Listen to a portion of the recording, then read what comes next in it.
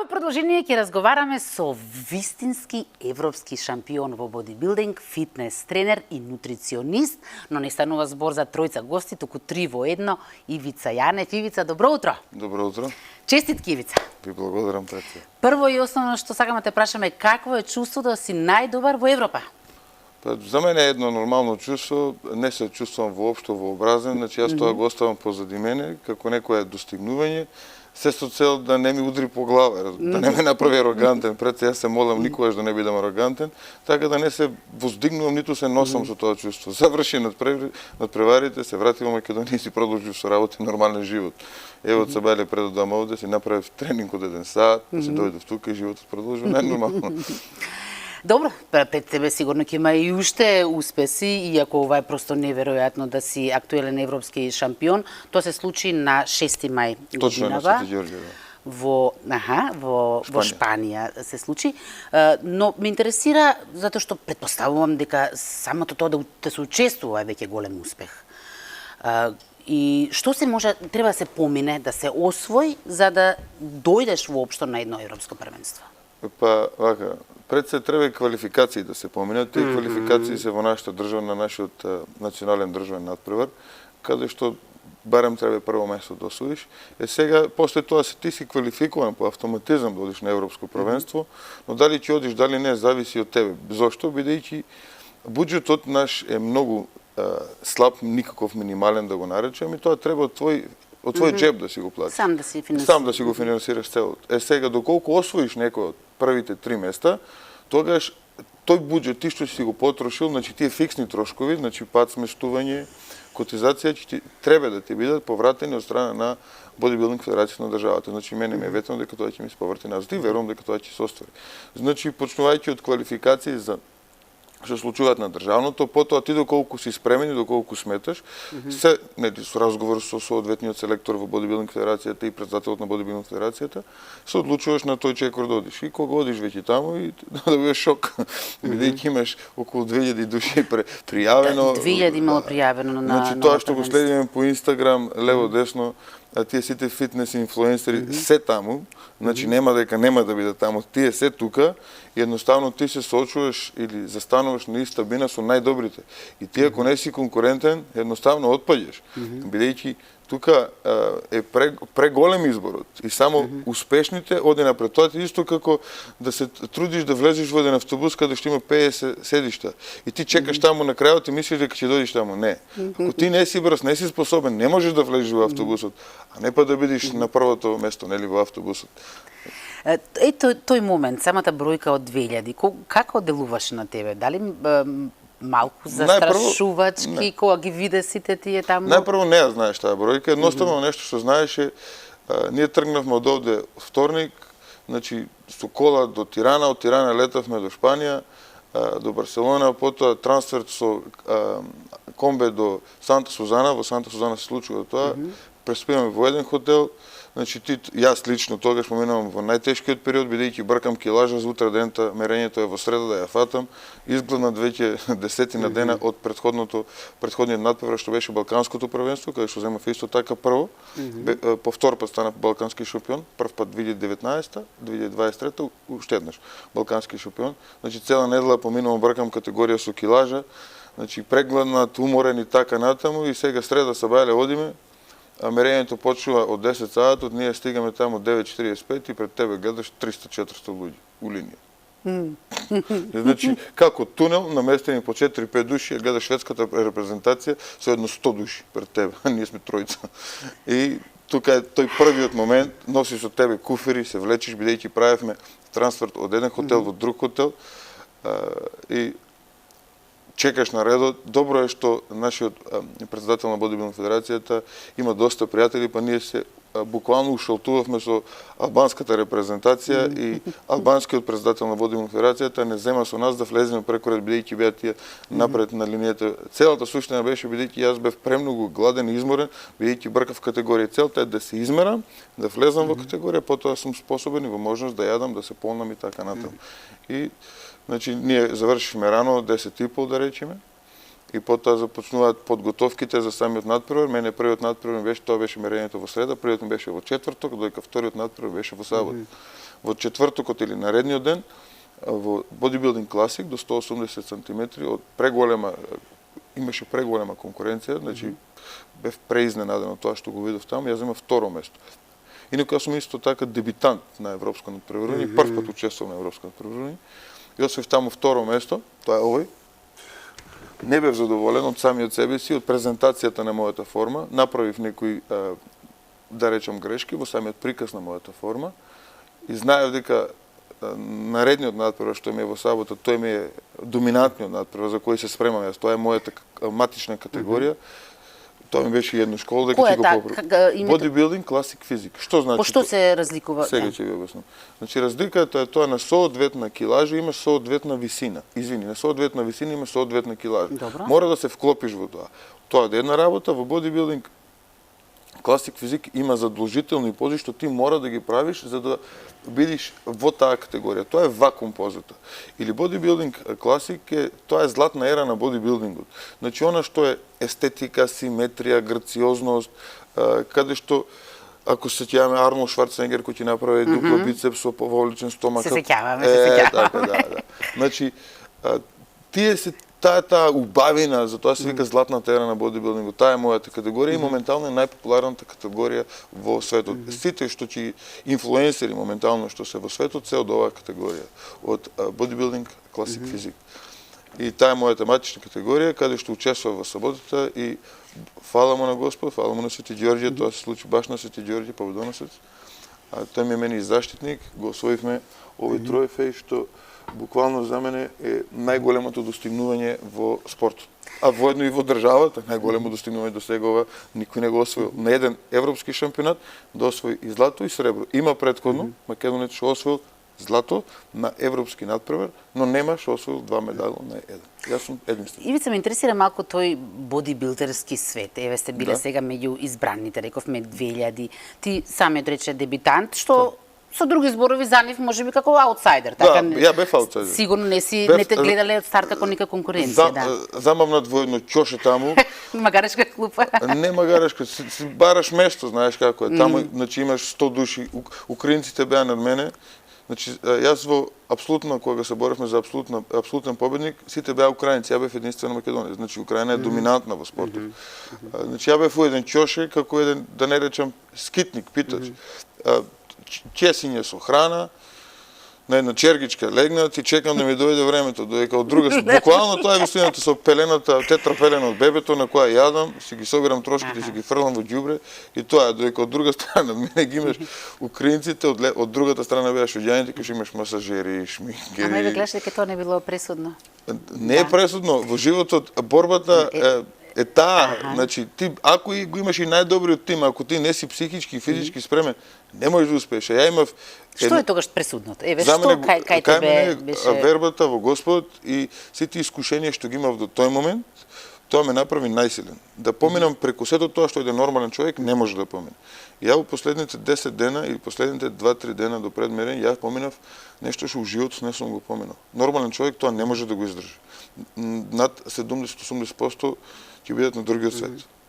Значи тоа е нешто што мене буквално Господ и Свети Ѓорѓе ме држаа во права линија за да стигнам до таму. И да бидам фокусиран и силен да го издржам тоа. И го издржав. И какви беа реакциите од конкурентите, да не кажам противниците? Односно, дали таму каква атмосфера владе помеѓу нив, ривалство или пак? Не. Значи атмосферата е прекрасна. Сите се позитивни. Сепак спортскиот дух преовладува. Значи не можам тоа да го објаснам на некој македонски спортист што не бил таму. Кај нас преовладува љубомора, завис и сите негативни работи. Затоа и прашувам, Додека таму го нема што, во една Србија го нема тоа. Ја кога бев, пошто бев апсолутен шампион на дијамантскиот куп во Србија на 1 април и го освоив трофејот на Чачак на 2 април. Значи зборам за една Србија каде што сум бил македонец, апсолутен шампион на 2 интернационални надпревари во Србија. Над 70% од надпреварувачите и тренерите што беа таму, бидејќи имаше тренери од Турција, од исто украинци имаше таму од Молдавија, бидејќи тоа беше исто така интернационален надпревар. Значи ти пружат рака за формата, додека тоа не се случува во Македонија. А додека сега да споредам со европското, значи буквално застануваш пред самиот надпревар, каде што се мачкаш со улје, вежбаш едно друго, трето се пумпаш. И тука се твоите противници, бидејќи те читаат по бројчиња и знаеш со кој на едниот надпревар бев јас. Првата селекција беше 13 души кандидати во линија, а вториот беше 11 души кандидати во линија. И тие сите 13 или 11 се тука, бидејќи ти гледаш кој е со бројот пред тебе, кој е пози тебе, да знаеш кај треба да видиш, да не закасниш, да не утниш. И тука меѓу нас не постои момент на подоко гледање, туку буквално имаш amazing form, great form, congratulations. Бодрење. Да. Значи бодрење, јас бидејќи имав многу издефинирана форма, што го добив тоа признание од неколку суди што беа таму и пред надпреварот и после надпреварот, звучни имиња во бодибилдингот. Буквално јас кога ќе застанам во таа линија, самите надпреварувачи, да не речам половина, ми пружаа рака уште пред самиот надпревар. Значи тоа, од друга страна ти кога излегуваш на бина, се потиш, може да се размачка бојата и така натаму. Буквално со ролерот јас зимам го мачкам другиот противник, тој ми помага мене. Имаше баш еден случај со еден пољак, женичката негова беше тука со бебето, а јас имам жена и бебе, моето бебе 7 месеци, баш исто беше. Таа не можеше да му помогне, бидејќи во едната рака го држи бебето, плаче, а требаше со ролерот да го мачка. Го зимам јас и јас го средувам и сега човекот ми е пријател и комуницираме на дневна база. Значи тие се тие спортски моменти што сите ние поминуваме преку слично, не исто, слично. Тие мали разлики, нијанси, кој ќе помине повише, кој ќе биде поспремен, одлучува кој ќе застане повисоко на пиедесталот или пониско. Ивица, како ја прославите и победата? Победата како ја прославив? Пак напилена сосо или не? Таму јадев нешто што, да речам, што сакав да го јадам, некој знае колку, едва и чекав да се дојдам дома, бидејќи дома ме чекаше жена ми и детенцето. Детенцето сега ми е 7 месеци и едва и чекав да ги видам. Прв пат бев одвоен од нив 8-9 дена, не сме се раздвоиле, ми не достигаа премногу. На секој надпревар тие доаѓаа до мене и кога се стигнав дома, буквално имавме протокол 2 дена што ќе јадеме, што ќе пиеме сите заедно. И јас, значи, буквално од дома не излегов тие 2 дена. На таков начин си прославив јас. Ништо лудо. Тој е убав момент што си имал дома каде се вратиш, но кога се врати дома, колку доби признание за ова големо достигнување што го имаше? Колку кај нас, како државата го цени овој спорт? Ајде вака да кажеме. Признание најмногу добив од луѓето што ме следат на Инстаграм. Значи, јас работам како нутриционист, имам многу клиенти од Македонија, македонци и македонци што се ни светот. Значи, најголемото признание... Тоа се обжаватели кои ќе следат твојата кариера, така? Да. Најголемата поддршка ја добив од нив. И тоа ми е најзначено нешто. Бидејќи тие беа буквално со мене по целиот овој пат што го одам јас, да не речам година ден.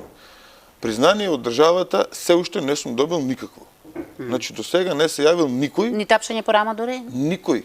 Значи, никој до сега не ми се јавил да ми каже браво Ице, браво Ивица, што ја представи Македонија, што се пееше македонската химна во Шпанија.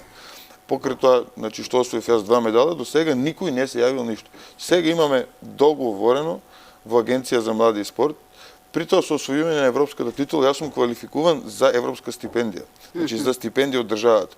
Што јас чисто се сомневам дека ќе ја добијам, но ќе видиме што ќе се случи од таа гледна страна. Од друга гледна страна, јас сум од Неготина по потегло. Ниту градоначалникот побарал од мене, а јас пуштив фабер до него на неколку пати. Во Скопје живеам во аеродром. Ниту градоначалникот на аеродром пуштив фабери до него неколку пати. Ниту тој ме повикал на разговор. Што да кажам, толку од мојот. Единствена поддршка што ја добивам од луѓето што се со мене во текот на мојата работа и секојдневно, кога поменувам по улица, кога правам кардио по скалите, еве сабајлето правев кардио у зграда по скалите пред да дојдам овде, од комшиите.